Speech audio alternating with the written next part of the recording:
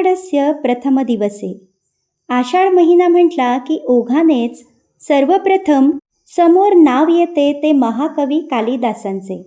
मेघदूतम या खंडकाव्यातील आषाढस्य प्रथम दिवसे या शब्दरचनेमुळे महाकवी कालिदास यांचा जन्मदिवस कालिदास दिन म्हणून साजरा केला जातो. कालिदास दिन हा भारतीय साहित्य आणि संस्कृतीच्या दृष्टीने अत्यंत महत्त्वाचा दिवस आहे. महाकवी कालिदास हे संस्कृत साहित्यातील अजरामर व्यक्तिमत्व आहे, ज्यांच्या काव्य आणि नाटकांनी साहित्याच्या आकाशाला नव्या उंचीवर नेले. त्यांच्या स्मरणार्थ हा दिवस साजरा केला जातो. मेघदूतम या नाटकात एक यक्ष आणि त्याची पत्नी यांची विरह वेदना कालिदासांनी मांडलेली आहे. हिमालयात अलका नगरीत असलेला एक यक्ष हा कुबेराचा सेवक असतो.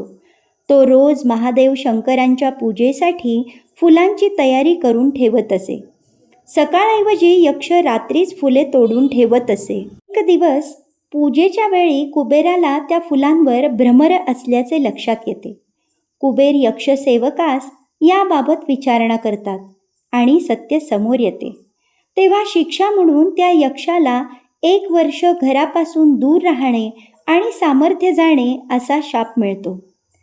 रामगिरी पर्वतावर शिक्षा भोगताना शापामुळे त्या यक्षाचे सामर्थ्य जाते.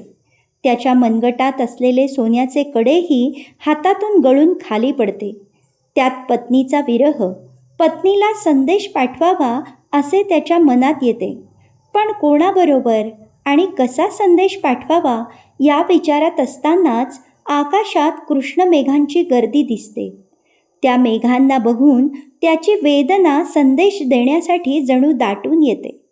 खरोखर एक दूत म्हणून मेघाची निवड केवढी अप्रतिम ही कल्पना. यक्ष त्या मेघांना आपल्या प्रियपत्नीचा पत्ता देऊन आपल्या भावना तिला सांगण्याची विनंती करतो. निसर्ग आणि मानवी भावभावना यांचा अभ्यास तसेच त्या काळातील सामाजिक आणि भौगोलिक परिस्थितीचे त्यांचे ज्ञानही लक्षात येते. कालिदासांच्या साहित्यातून आपल्याला त्यांची निरीक्षण शक्ती, सौंदर्य दृष्टी दिसते. अलंकारिक भाषा आणि सहज सुंदर उपमा यामुळे उपमा कालिदासस्य असे म्हणतात.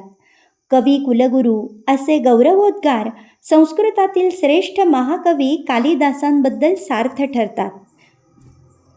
महाकवी कालिदासांच्या 7 रचना प्रसिद्ध आहेत.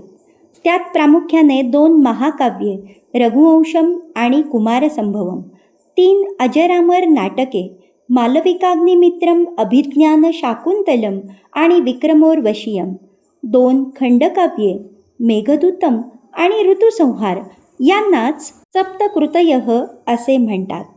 पुरा कवीनां गणना प्रसंगे कनिष्ठिकाधिष्ठित कालिदासः अद्यापि तत्तुल्य कवेर्भावात अनामिका सार्थवती बभूव. याचा अर्थ असा: पूर्वी कवींची गणना करणे सुरू असताना हातांच्या बोटांवर करंगळीपासून मोजायला सुरुवात केली तर अर्थातच पहिले नाव महाकवी कालिदासांचे. पण त्यानंतर मात्र त्यांच्या तोडीचा कोणीच असा कवी आढळला नाही. त्यामुळे पुढचे बोट म्हणजे अनामिका हे नाव सार्थ झाले. संस्कृत भाषा भारतीय संस्कृतीच्या मुळाशी आहे. ती केवळ एक भाषा नसून ती एक जीवनशैली, विचारधारा आणि तत्त्वज्ञान व्यक्त करते. संस्कृतच्या अभ्यासामुळे आपल्या सांस्कृतिक वारशाची जाणीव होते आणि आपल्याला आपल्या परंपरेशी जोडून ठेवते. तिच्या अध्ययनामुळे वैचारिक आणि बौद्धिक विकास होतो आणि विविध ज्ञानशाखांमध्ये नवीन दृष्टीसुद्धा प्राप्त होते. अर्थातच कालिदासांच्या बाबतीत कालनिर्णयाबाबत चर्चांपेक्षा त्यांच्या साहित्यकृती आजही अजरामर आहेत हेच खरे.